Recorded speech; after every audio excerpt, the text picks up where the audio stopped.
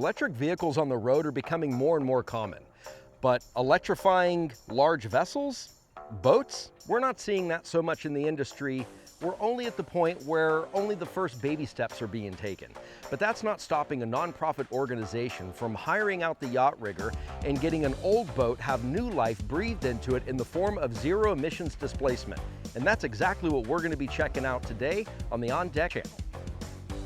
Welcome, sailors and travelers at heart. I am Sailor Smurf, and I am coming to you from Marine Mission Control.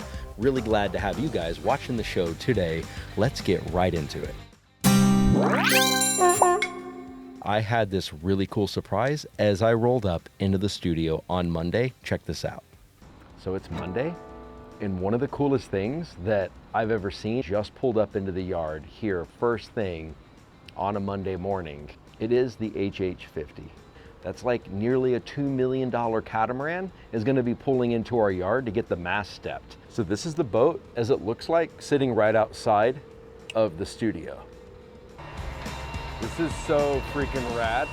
This boat is super incredible. It was a lot of fun to get to see it.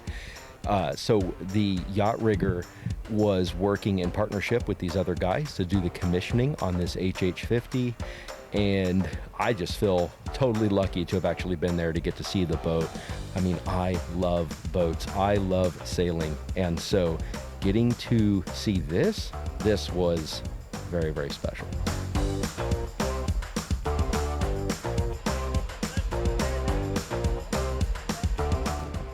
This is so cool, watching the stick get positioned on this HH50.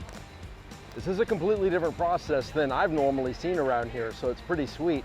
Basically taking the stick down, gonna move it in position into one of the little cradles, and then with a couple of blocks, and they'll hold that mast here horizontally. They'll get some other stuff set up on the boat, and then there's yet again another different way that they wind up putting the mast up so it's vertical and in place.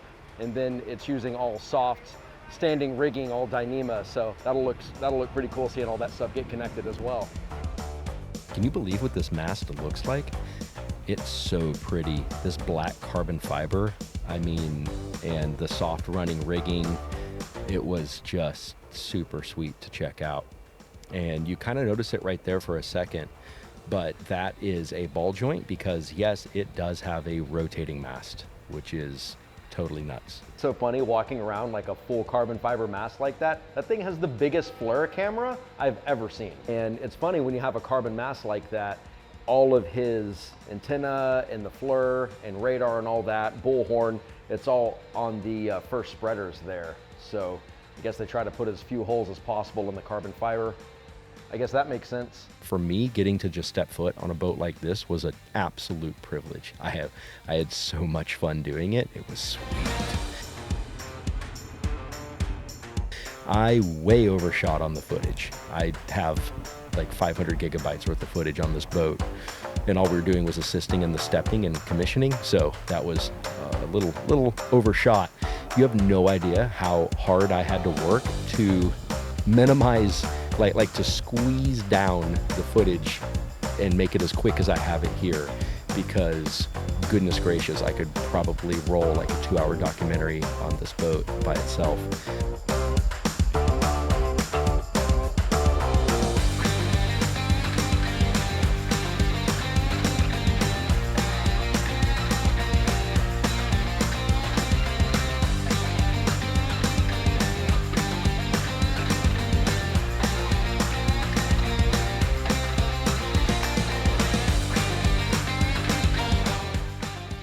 What looks like silver on those walls is actually leather, and sound, acoustical treatment and stuff like that. That was so cool. The galley in that boat is perfect. Oh, look at that. Really gives you something to push against when you're in rough seas. I love you galleys like that. That's definitely the way to go.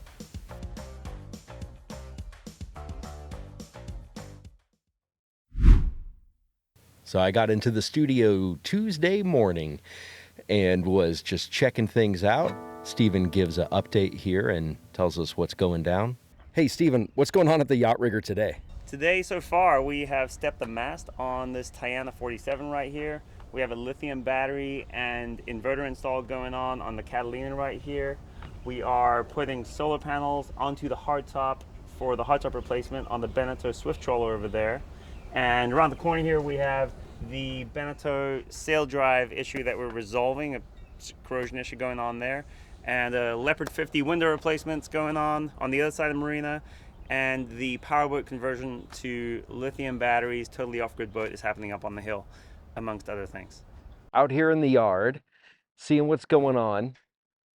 We have a rigging team over here, over there, and they are working on doing, putting on a head sail and also doing the mainsail. And this is them working on the mainsail right now.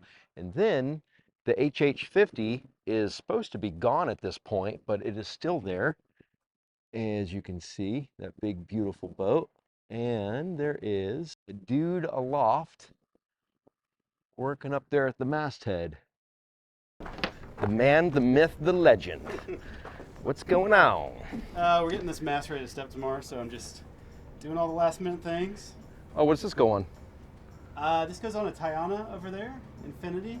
Oh, sweet. Oh, and they got a new we Selden. replaced new furler, Yeah. 2 new furlers, and new standing rigging, new running rigging, all new electronics, all new lights. So total Heck yeah. overhaul. Wow, that's sweet. I like when they do the just go ahead and get the new furler versus trying to like fight in the old furler on the forestay. Yeah, exactly. Because that is a mess. That's These so are really hard to nice. So do. Yeah, that's awesome. be like a whole new rig. Right? Sweet.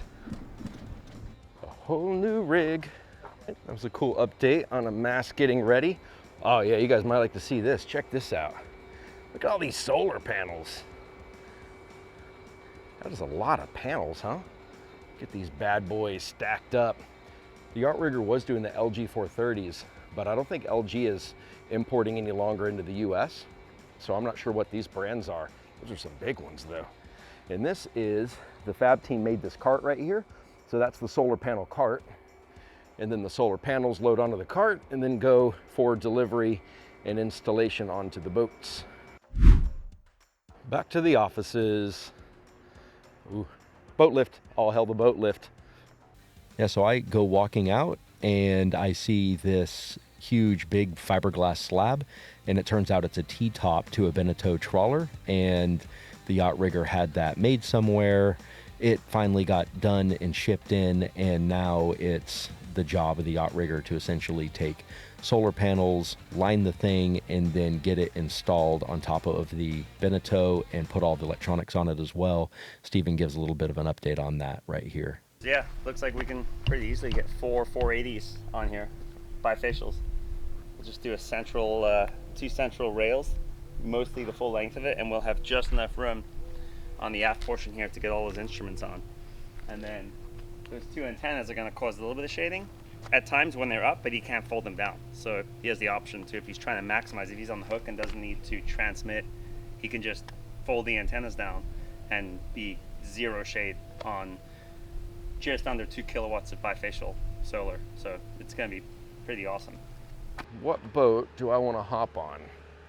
These are the options. So I'm hopping on this boat over here and see if I can find someone doing any work, because this boat, I pointed out earlier, is getting some electrical work done, but I actually haven't got on this boat yet, so let's get in it.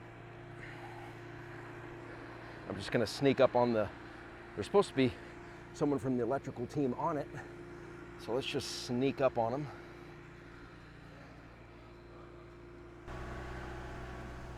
Hey, what's up? Good, man. What's going on in here? So today we are installing 4 lithium kilovolt batteries. Wow. Each one is 300 amp hours. So that's going to give us a total of 1200 amp hours. With that, we're going to take that over to a Victron Multi-Plus 2 inverter charger, and that's going to be the heart of the system. And we have a Servo GX with a 7-inch touchscreen going in over here. And yeah, so far so good. We're running ample size 4-aught cabling in between the batteries and to the inverter, so it has plenty of flow. And I think the customer's going to be really happy with the turnout. Heck yeah, that's awesome looking. Dang. So yeah, by the end of the day, we should have a little bit more to look at in regards to cabling, and Right. should be pretty close to wrapping it up. Oh, that's cool. And then on to the next.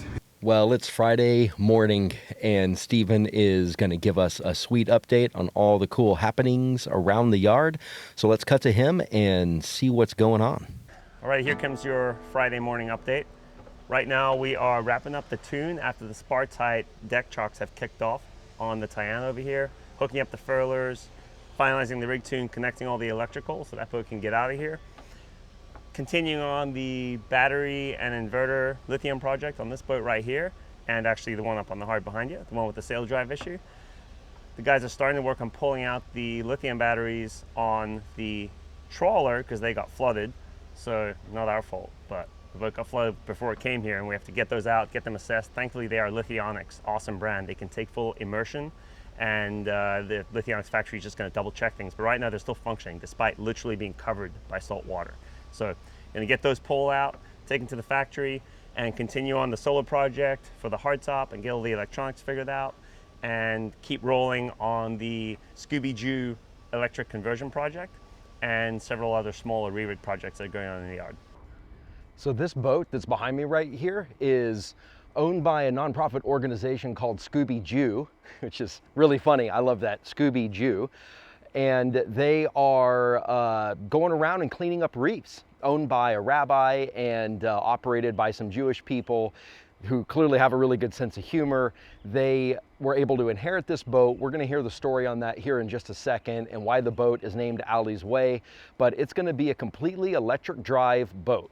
And I don't know what year this old Sea Ray is, but to think that this Sea Ray is getting gutted, all of those old engines taken off and going to go fully electric. It's being done by one of the electricians here at the Yacht Rigger, who is an actual electrical engineer, among many other things. This dude has done a lot. So yeah, it's gonna be cool to introduce you guys to him. His name is Richard, and I'm just gonna like ambush him. He doesn't even know I'm coming, and just see where the progress is at, because I've never ever even actually been on this boat. So let's go check that out.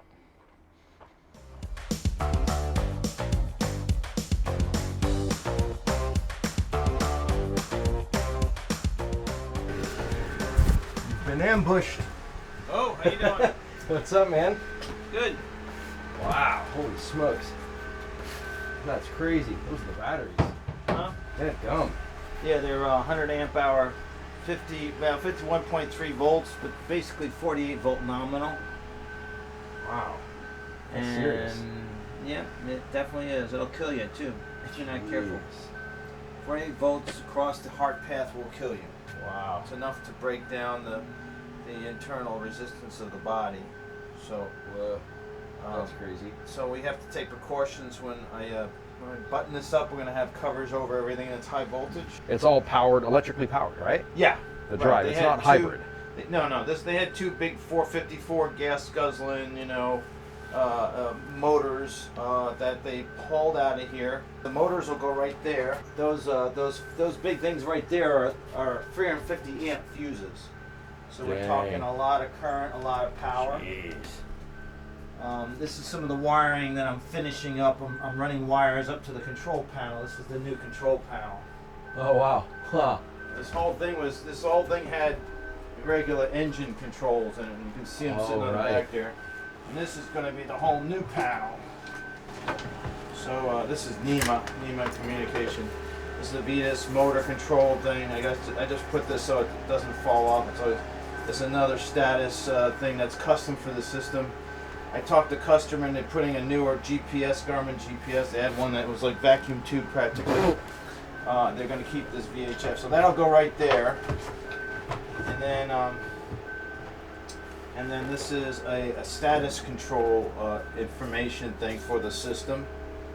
This is the key to the system, a key. This is a new DC control panel that I made up.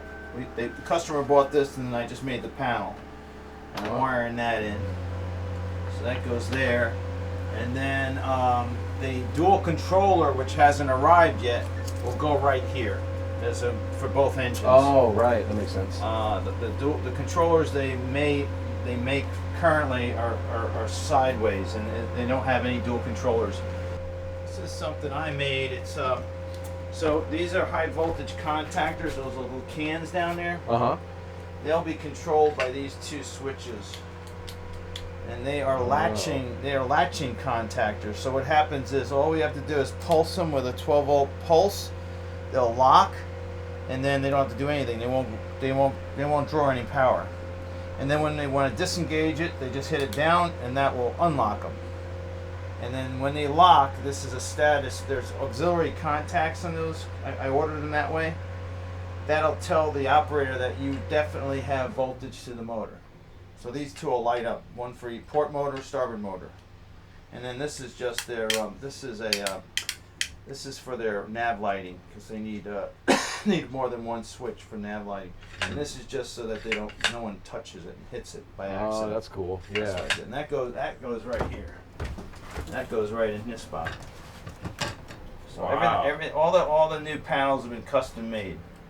That's cool. And that's the wiring to make it all do what it needs to do. Huh. That's awesome. So. Wow, I bet they're excited. Yeah, I had the rabbi. It's Rosenthal, I think his last name is. He's a rabbi at Eckerd that came by, and I explained it a little bit, and he was very happy. He says, this is amazing what's going on here. He said there's a lot of parties involved, and and the whole thing behind Allie's Way, he says, do you know the story? I said, no, I don't know the story. So he says, well, it was a student of mine, her name is Allie, and she got killed somewhere overseas. I forget where he said. She was on vacation or somewhere. She wasn't diving, because this is a dive group. Oh, okay. What the Scooby Jews do is they go in the area, this whole area, Tampa Bay area, and they clean the reefs. That's their whole thing. Okay. Well, Allie got killed in an accident. I don't know exactly what happened. But not dive related. Yeah, not diving related. Okay. But so what happened was the rabbi said, can we do? And one of his students said, hey, we have a boat that we're going to donate. And so they made an arrangement with these people to get this boat, and they named it Allie's Way, for her. Oh, so it's not Scooby Jew anymore. Well, the organization is Scooby Jew. Oh, okay. I see. Okay. A Scooby Jew so diving organization. Yeah. It's a non-for-profit. Yeah. But the Allie's Way, it was named Allie's Way because in her honor. Oh, that's good to know. Yeah, I saw the name coming up. So okay. Oh, that's good. This is the 120 amp 12 volt charger. This is the only house battery they have right now. They only have one house battery, and they really need 200 amp hours for it to work properly. This is really not enough batteries, so we may end up having to add one more battery in parallel. This is the solar charger controller. That's a booster to bring it up to a higher voltage for the 48 volt system. This is the main cutoff for the 12 volt system. This is just distribution and branch circuit fusing. This is a current shunt. It's going to tell them how much power they're using out of the battery system. And this is all runs off a CAN bus, which is a controller area network. It's been around forever. NEMA uses the same function, but because NEMA is not new, it wasn't designed for the Marine. They just took the CAN spec and marineized it. I didn't know that. Oh, yeah. Okay, I thought it was. CAN's been around forever in the automotive industry forever. I've seen that term actually. Yeah. Okay. Proper sizing is really important because these things draw a lot of current.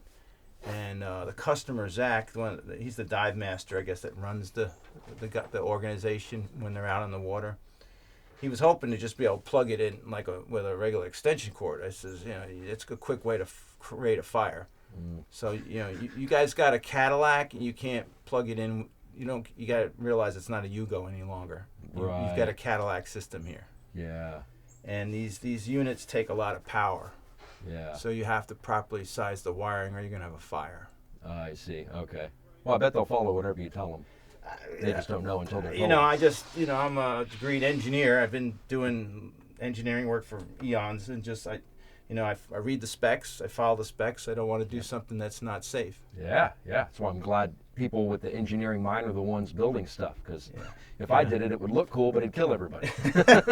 So, you know, You know, but my main thing is scalability. So I've made it so that they can add 2 more batteries down there if they need to.